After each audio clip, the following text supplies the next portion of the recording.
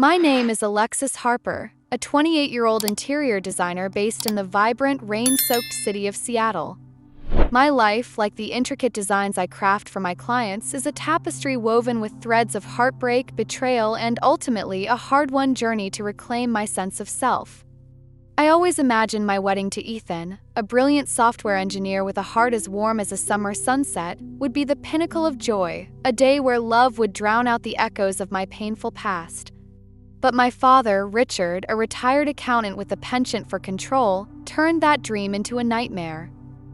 He delivered an ultimatum that cut deeper than any knife. Invite my sister Olivia, the woman who slept with my ex-husband, to my wedding or he'd refuse to attend. In that moment, I made a bold choice to replace him with someone who truly valued me, and that decision changed everything. Growing up in a quaint, cedar-shingled house on the outskirts of Portland, I was no stranger to feeling like an outsider in my own family. My mother, Emily, was a gifted painter whose vibrant spirit still lingers in the sketches she left behind. She died giving birth to me, a tragedy that cast a long shadow over my life. My father was on a business trip in Chicago when Mom went into labor unexpectedly. By the time he returned, he was greeted not with the joy of a new daughter but with the devastating loss of his wife. To him, I wasn't just a child, I was a living reminder of his grief. He never said it outright, but his cold glances and curt words screamed it. I was the reason his world fell apart. My older sister, Olivia, 4 years my senior and a freelance marketer with a knack for charming everyone but me, was the apple of Dad's eye. While I scrubbed floors and folded laundry at 10, Olivia was excused from chores to focus on her promising future. Dad showered her with praise, new clothes, and dance lessons, while I was lucky to get a second-hand book for my birthday. When I dared to question the unfairness, he'd snap, "You need to learn your place, Alexis. Olivia's destined for greatness, you're not." Those words stung, embedding a sense of unworthiness that I carried like a heavy backpack through my childhood. Olivia didn't just bask in Dad's favoritism, she wielded it like a weapon.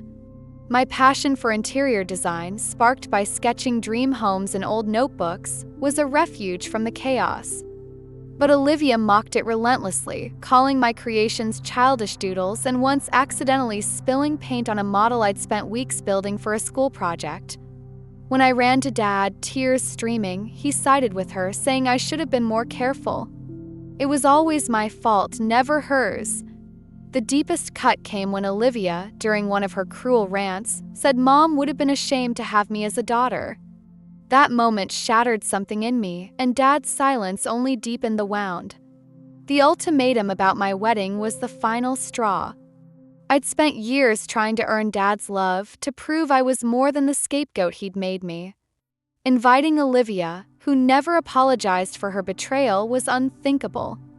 So I chose to stand my ground, replacing Dad with my grandfather, George, a retired carpenter whose warmth had always been my safe haven. That choice wasn't just about my wedding, it was about reclaiming my life from the shadows of their control. We'd love to know where you're from. Leave a comment below and share your country with us. If you haven't subscribed to the channel yet, I highly recommend doing it now so you won't miss any of our upcoming stories. These aren't just ordinary stories, they're filled with meaningful life lessons that can inspire, teach, and stay with you long after the video ends.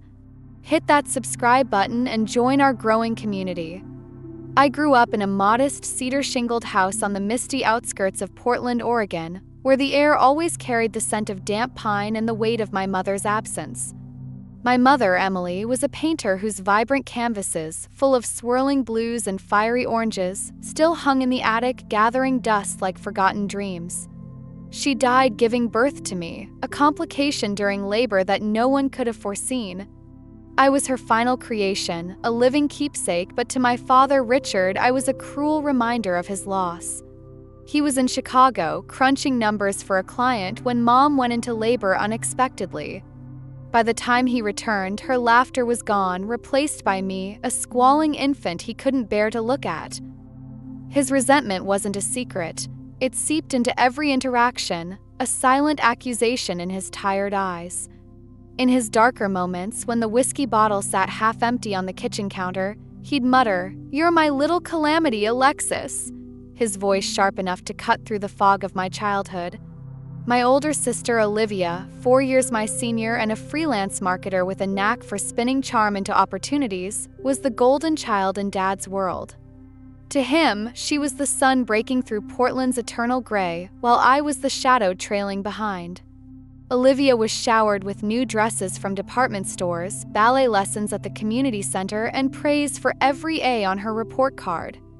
I, on the other hand, was handed a sponge and a list of chores by the time I was 10, scrubbing dishes until my fingers pruned, sweeping floors until the broom felt like an extension of my arm, folding laundry while the radio played songs I wasn't allowed to sing along to. Dad justified it with a dismissive wave. "Olivia needs to focus on her studies, Alexis. She's got a bright future. You need to learn to be useful." His words landed like bricks, building a wall between me and the love I craved. If I dared to protest, my phone, my one connection to the outside world, would vanish, or I'd be confined to my room, a prisoner in a house that never felt like home. Olivia didn't just bask in Dad's favoritism. She wielded it like a sculptor's chisel, carving deeper wounds into my already fragile self-esteem. My passion for interior design was my sanctuary, a world where I could sketch cozy living rooms and airy lofts in the margins of my notebooks, dreaming of spaces that felt safe and warm. I'd spend hours in the attic, surrounded by Mom's old art supplies, sketching floor plans on scraps of paper. But Olivia saw my creativity as a weakness. She'd sneer at my drawings, calling them childish doodles or something a toddler would scribble.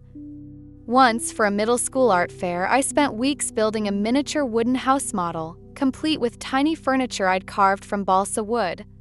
I was so proud, imagining it winning a ribbon. The night before the fair, I found it shattered on my bedroom floor, splinters scattered like my hopes. Olivia stood in the doorway, smirking, claiming it fell off the desk. When I ran to Dad, tears streaming down my face, he didn't even look up from his newspaper.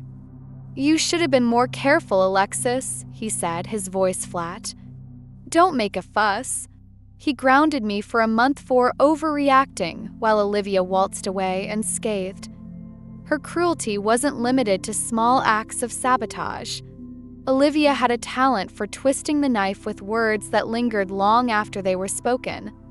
One rainy afternoon when I was 13, we were arguing over who got to use the family computer. I'd been working on a digital design project, my first attempt at using software to create a virtual room. Olivia wanted it for some social media post she was crafting for a client. When I refused to give in, she leaned in close, her voice low and venomous. "You know why Dad hates you, right? Mom would be ashamed she died for someone like you. You shouldn't even be here." The words hit like a physical blow, stealing my breath. I looked to Dad, who was sitting in his recliner across the room, pretending not to hear. His silence was louder than her cruelty, a confirmation that I was alone in this fight. I ran to my room, locking the door, and cried into my pillow until it was soaked. That moment crystallized the truth I'd always felt but couldn't name. I was the unwanted child, the one who carried the blame for a tragedy I didn't cause. The house itself seemed to echo Dad's rejection. The walls were lined with photos of Olivia, her ballet recitals, her high school graduation, her smiling face at family picnics. My pictures, if they existed, were tucked away in a drawer somewhere, like an afterthought. I'd lie awake at night, listening to the creak of the old house and the distant hum of Dad and Olivia laughing together in the living room, their voices a reminder of the family I was never truly part of. I learned to tiptoe through my own home, careful not to draw attention, always bracing for the next criticism or punishment.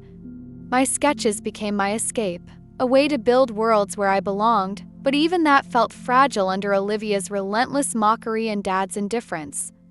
As I grew older, I counted the days until I could leave.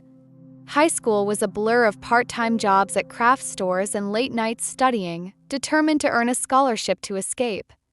When I got accepted to a design program in Seattle, it felt like a lifeline. I packed my bags, my sketchbooks, and a few of Mom's old paintbrushes and left without looking back. The distance didn't erase the pain, but it gave me space to breathe, to start building a life where I wasn't defined by Dad's resentment or Olivia's cruelty. Yet, the scars of my childhood followed me, a quiet ache that surfaced in moments of doubt, whispering that I'd never be enough. That ache would roar back to life years later, when Dad's ultimatum about my wedding forced me to confront the past I'd tried so hard to outrun. But in that house, under the weight of their shadows, I learned resilience. It was a painful lesson, etched in tears and broken dreams, but it shaped me into someone who could stand up, say no, and choose her own path, no matter the cost. Freedom tasted like the crisp Seattle air when I left home at 18, bound for a design program at the University of Washington. To support myself, I took a part-time job at a chic furniture boutique in Capitol Hill, arranging displays of mid-century chairs and Scandinavian lamps while sketching dream homes in my downtime. The distance from Portland gave me space to breathe, to build a life where I wasn't defined by my father's resentment or my sister Olivia's cruelty. But the scars of my childhood lingered like faint cracks in a foundation, threatening to surface at the slightest tremor. That tremor came during Thanksgiving when I was 24, a weekend that shattered my trust and left me questioning everything I thought I knew about love and family. I hadn't wanted to go back to Dad's house for the holiday, but I convinced myself it was a chance to mend our fractured bond. I brought Jake, my boyfriend of 6 months, a confident banker with a disarming smile who worked at a downtown Portland firm. His easy charm had won me over, and I hoped it might soften Dad's edges. The drive from Seattle was long, the highway slick with November rain, and my stomach churned with unease as we pulled into the familiar gravel driveway. The old cedar house loomed under a gray sky, its windows reflecting my apprehension. I told myself it was just 3 days to play the dutiful daughter before escaping to Jake's warm, welcoming family for the rest of the holiday. From the moment we arrived, Olivia set the stage for disaster. 28, she was still living with Dad, coasting on freelance marketing gigs and his unwavering support. She greeted Jake with a smile that was too bright, her eyes lingering on him as she tossed her auburn hair. "Well, aren't you too perfect for my little sister?" she said, her tone dripping with condescension as she sized him up. I forced a laugh, brushing it off, but her behavior escalated. At dinner, she sat next to Jake, showering him with compliments. "You must be the star at your bank, right?" while subtly jabbing at me. "I never thought Alexis would land someone like you," she said, her laugh sharp as glass. Her touches were worse, a brush against his arm as she passed the mashed potatoes, a playful nudge when he made a joke. I clenched my fork, my knuckles white, trying to keep the peace. I pulled Olivia aside after dinner, my heart pounding as I stood in the dimly lit hallway. "Can you please tone it down?" I said, keeping my voice low. "You're making Jake uncomfortable." She rolled her eyes, her lips curling into a smirk. "God, Alexis, stop being so paranoid. You're just jealous because I'm having fun." Her dismissal stung, but I didn't want to ruin the evening with a fight.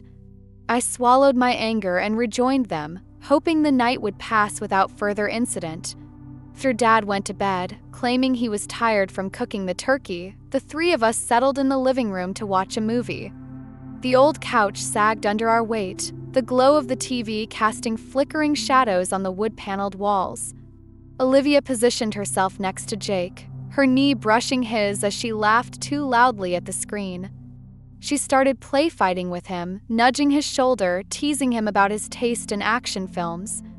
"Come on, Jake, you're tougher than this rom-com nonsense," she teased, leaning into his space. I watched, my chest tightening as Jake grinned, not pulling away. He wasn't flirting back, not exactly, but he wasn't stopping her either. I felt invisible, a third wheel in my own relationship. The humiliation was suffocating, like a fog rolling in from the nearby Willamette River. Unable to take it anymore, I muttered an excuse about being tired and fled upstairs, hoping Jake would follow. He didn't. I barely slept, the creak of the old house amplifying my unease. When I woke at dawn, the bed beside me was empty, the sheets cold. A sickening dread settled in my stomach, urging me to check the living room. Jake wasn't on the couch, where I'd hoped he'd fallen asleep mid-movie. My heart thudded as I crept toward Olivia's room, the hallway floorboards groaning under my bare feet. I pushed open her door, and the sight hit me like a punch. Jake and Olivia, tangled in her bed, half naked, their clothes strewn across the carpet like a crime scene. 2 empty wine bottles and smudged glasses sat on the nightstand, mocking me. My scream tore through the silence, startling them awake. Jake scrambled to cover himself, stammering, "Alexis, it was a mistake. We were drunk." His excuses were flimsy, a pathetic attempt to dodge responsibility. Olivia, though, didn't even flinch. She sat up, her expression defiant, and snapped, "Get out of my room so I can get dressed. You're invading my privacy." Her audacity left me speechless, as if I were the one who'd crossed a line. I stormed downstairs, my vision blurred with tears, and found Dad in the kitchen, sipping coffee. I poured out the story, my voice shaking with rage and hurt. For a fleeting moment, his face registered shock, his mug pausing midair. But then he leaned back, his expression hardening. "They're adults, Alexis. They can do what they want," he said, as if Olivia hadn't just betrayed me in the worst way possible. He went further, twisting the knife. "You should have been more careful about who you brought home. A man like that? Loose character. You practically invited this." His words were a gut punch, blaming me for Olivia's actions and Jake's betrayal. It was the same old pattern. Olivia could do no wrong, and I was the one who paid the price. I ended things with Jake that day, his apologies ringing hollow as I packed my bags. Olivia, unrepentant, took it a step further, bragging to our cousins about how she'd stolen my man in one night, her words dripping with pride. The humiliation burned, a public wound she delighted in deepening. Dad's refusal to hold her accountable was the final blow to our already fragile relationship.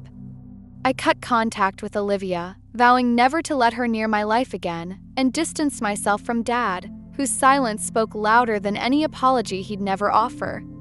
That Thanksgiving wasn't just a betrayal by Jake, it was the moment I realized my family would always choose Olivia over me, no matter how deeply she hurt me. Everything shifted when my father, Richard, suffered a stroke earlier this year. Call came in the middle of a rainy Seattle night, the hospital's number flashing on my phone like a warning.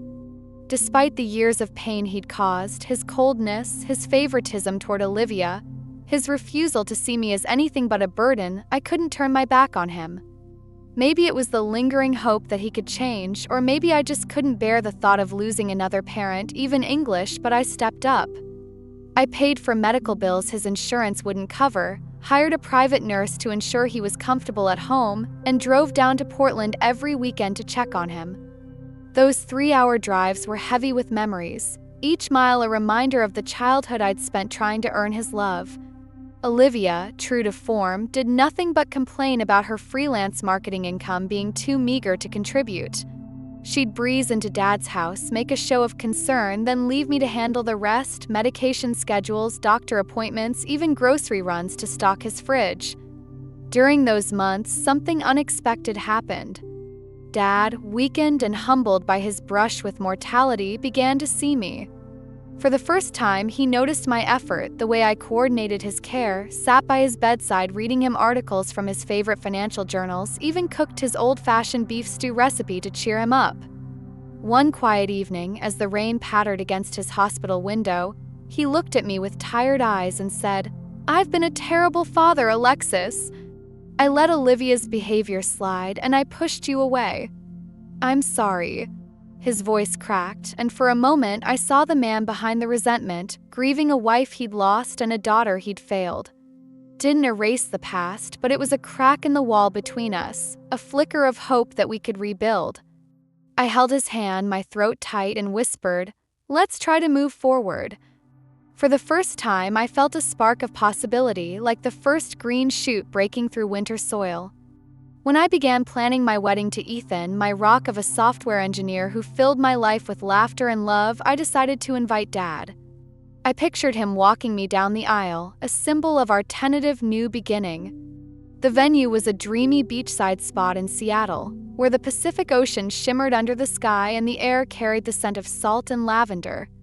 I spent weeks designing the decor myself, strings of fairy lights woven through driftwood arches, tables adorned with soft purple blooms, and candles that would flicker like stars against the sunset. But one thing was non-negotiable: Olivia would not be invited. She'd never apologized for sleeping with Jake, never shown a shred of remorse for the pain she caused. Her presence would taint the day I'd dreamed of since I was a girl sketching fairy tale moments in my notebooks. Dad, emboldened by our fragile reconciliation, had other ideas. Over coffee at his kitchen table, he pressed me to invite Olivia. "She's changed, Alexis," he insisted, his voice carrying that old tone of persuasion. "She deserves a chance to make things right." I stared at him, my heart sinking. "If she's changed, where's her apology?" I asked, my voice steady but sharp. "I've waited years for a single word of regret, and she's given me nothing." Dad bristled, his jaw tightening. "You're being stubborn. It's been years since that mess with Jake. Let it go. Your wedding could be a fresh start for all of us." His words felt like a slap, another demand that I swallow my pain to keep the peace. When I held firm, he leaned forward, his eyes hard. "If Olivia's not invited, I won't come. I won't walk you down the aisle. People will talk, Alexis. You'll look like the one tearing this family apart." It was a classic Richard move, guilt as a weapon, control as his currency. This time, I was done bending. I'd spent my life twisting myself to fit his expectations, and I was exhausted. I hung up the phone, my hands trembling, and called my grandfather, George, a retired carpenter whose weathered hands and warm smile had always been my safe haven. When I told him about Dad's ultimatum, his voice was steady over the line. "Alexis, I'd be honored to walk you down the aisle. You deserve a day that's yours." Tears pricked my eyes as I realized I wasn't losing a father, I was gaining the one I'd always needed. The wedding day was magic, a vision I'd crafted with every ounce of my designer's heart. The sun dipped low over the Seattle coastline, painting the sky in hues of peach and gold. Fairy lights twinkled above, casting a warm glow over tables draped in linen and lavender. Guests laughed, their voices mingling with the soft crash of waves. I wore a flowing gown with lace sleeves, my mother's old paintbrush tucked into my bouquet as a quiet tribute. When George took my arm, his calloused hands steadying mine, I felt a love so pure it drowned out the ache of Dad's absence. We walked down the aisle, rose petals soft underfoot, and I locked eyes with Ethan, his grin promising a lifetime of partnership. It was the fresh start I'd always longed for, surrounded by people who chose me without conditions. As I danced with Ethan under the stars, the weight of Dad's ultimatum faded. George, beaming with pride, whispered, "Your mom would be so proud of you." For the first time, I believed it. The day wasn't just a wedding, it was a declaration that I was enough, that my happiness didn't depend on Dad or Olivia's approval. It was a moment of triumph, carved from years of resilience, and I wouldn't let anyone steal it. The joy of my wedding day lingered like the scent of lavender on a summer breeze, but it didn't take long for my father, Richard, to try to snuff it out. When he learned that my grandfather, George, had walked me down the aisle in his place, he was livid. His voice crackled through the phone, sharp with rage. "You betrayed me, Alexis! George had no right to take my place." I stood in my Seattle apartment, clutching the phone, the fairy lights from my wedding still twinkling in my memory. But what sent him into a tailspin was the wedding gift from Grandpa George, a lakefront vacation home in the Cascades, where I'd spent my happiest childhood summers splashing in the water and sketching under the pines. During the reception, as guests sipped champagne under the starlit sky, George raised a glass and announced that I, not Olivia, deserved the house. "Alexis knows the value of family," he said, his voice warm with pride. "She'll cherish this place as I have." Tears streamed down my face, not just for the gift, but for the validation I'd craved my entire life. Dad and Olivia, however, saw it as theft. Dad believed the house was his birthright as George's only child. and Olivia fueled his anger with venomous texts, calling me a selfish opportunist and the curse of our family. Their accusations stung, but I was done letting them define me. I agreed to meet Dad one last time at a Portland diner, the kind of place where the coffee was bitter and the air smelled of grease. There, I confronted him. He admitted the truth I'd always suspected. He never wanted me. Mom had defied medical warnings to carry me, and when she died, he blamed me for stealing her from him. Yet he also confessed that my care during his stroke showed him I was like Mom, not just in my chestnut hair and hazel eyes, but in my compassion. Still, he couldn't let go of his resentment, blaming me for excluding Olivia and choosing George. His words were a final twist of the knife, but I was ready to let go. "I'm done, Dad," I said, my voice steady. "I've spent my life trying to be enough for you.